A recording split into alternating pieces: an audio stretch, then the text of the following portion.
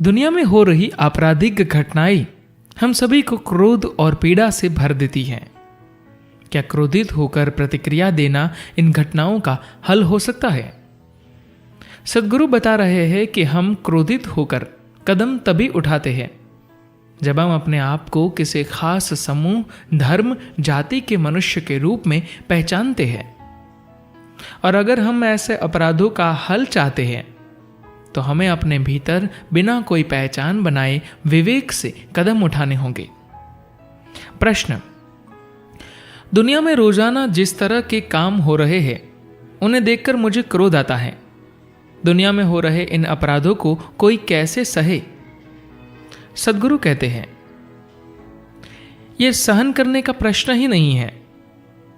अगर आप सहन करोगे तो आप पागल हो जाओगे। आपको सहने की जरूरत नहीं है। आप इसमें जो कर सकते हैं वही कर सकते हैं। जो हो चुका आप उसे पलट नहीं सकते। एक चीज है कि आप केवल उसी शख्स को देख रहे हैं जो पीड़ित है, जो बलात्कार का शिकार है। जो शख्स बुरा बर्ताव कर रहा है वह भी पीड़ित है, क्योंकि कई मामलों में वह अपने आप को ही गिरा रहा होता है।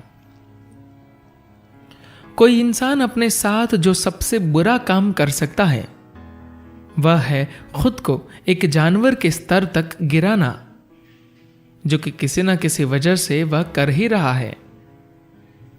हालांकि ऐसा काम उसे कुछ पल के लिए थोड़े मजे या शक्ति का एहसास करा सकता है, लेकिन उसका बुरा काम कई तरह से खुद उसके लिए भी एक असहनीय कष्ट है।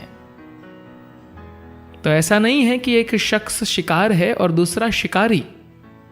दरअसल वे दोनों ही शिकार है, दोनों ही पीड़ित है। तो आपको क्या ऐसा होने देना चाहिए? नहीं। आप हर वह काम करते हैं जो उन चीजों को होने से रोकने में सहायक हो सकता है, लेकिन आप सभी चीजों को नहीं बदल सकते। इससे कोई अंतर नहीं पड़ता कि आप किस तरह के इंसान हैं। अगर आप सुपरमैन भी हैं तो भी बाहरी दुनिया की चीजों पर आपका पूर्ण नियंत्रण संभव नहीं हो पाएगा, लेकिन आंतरिक परिस्थितियों पर आपका पूर्ण नियंत्रण हो सकता है। ऐसा हमेशा संभव है। अब कुछ कारणों से बाहरी चीजें नियंत्रण से बाहर जा चुकी है। दुनिया में लोग हत्याएं कर रहे हैं, बलात्कार कर रहे हैं और भी तमाम तरह के अपराधों में लगे हैं। ऐसे में क्या यह महत्वपूर्ण नहीं होगा कि आप अपने अंदर की चीजों को नियंत्रण में रखें? मान लीजिए कोई पागल हो चुका है और उस तरह के कामों में लगा है। अगर आप भी उस इंसान के प्रति नफरत और गुस्से से पागल हो गए तो आप में और उसमें क्या फर्क रह गया? उसने बलात्कार किया इसलिए आप उसे मार डालना चाहते हैं। ऐसे में उसमें और आप में फर्क क्या रह गया? इसका यह मतलब नहीं है कि इस परिस्थिति में आपको कुछ करना ही नहीं चाहिए। आपको जो करना है आप करें, लेकिन याद रखें, नफरत और गुस्से से भरकर आप जो भी करेंगे उसका कोई महत्व नहीं होगा। दुर्भाग्य से ज्यादातर लोगों के लिए डर, गुस्सा और नफरत उनके जीवन में सबसे शक्तिशाली अनुभव है। उनका प्रेम, शांति और आनंद कभी इतना गहरा नहीं होता। वे नकारात्मक परिस्थितियों में शक्ति का अनुभव करते हैं। जिस तरह आप गुस्से में ताकत का अनुभव करते हैं, उसी तरह रेपिस्ट वासना में शक्ति का अनुभव करता है। यह सबसे शक्तिशाली परिस्थिति होती है जो वह अपने जीवन में अनुभव करता है। यह वह स्थिति है जिसमें वह शारीरिक रूप से दूसरे पर हावी हो जाता है।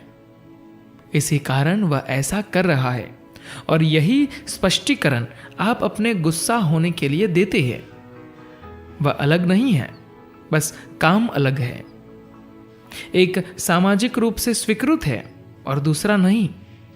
बस इतना ही फर्क है, बाकी दोनों ही क्रियाएं एक ही आधार से आ रही है। आप किस तरह प्रतिक्रिया देते हैं ये इस बात पर निर्भर करता है कि आप कैसी परिस्थिति में हैं, आप कौन हैं और आपकी क्षमताएं क्या हैं।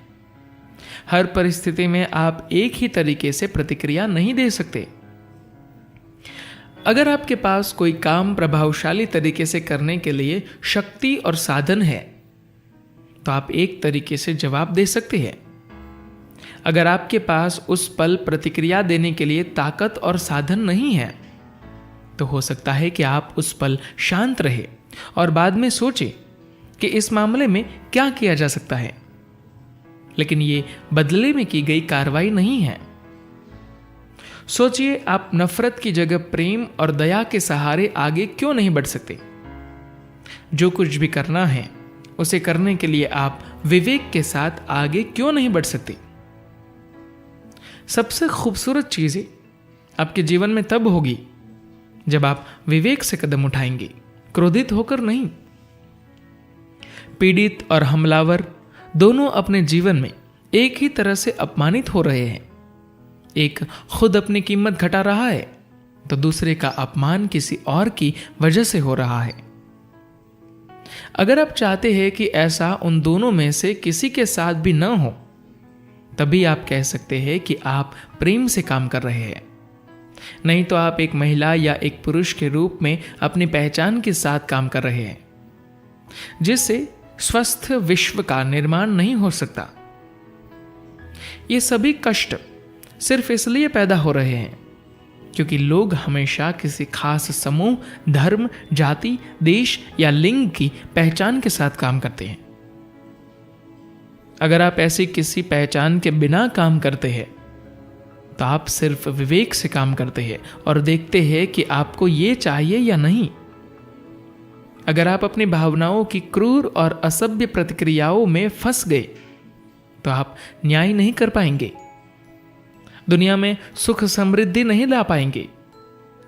फिर तो आप बस एक बुराई को दूसरी बुराई से काटते रह जाएंगे और ये कोई हल नहीं है।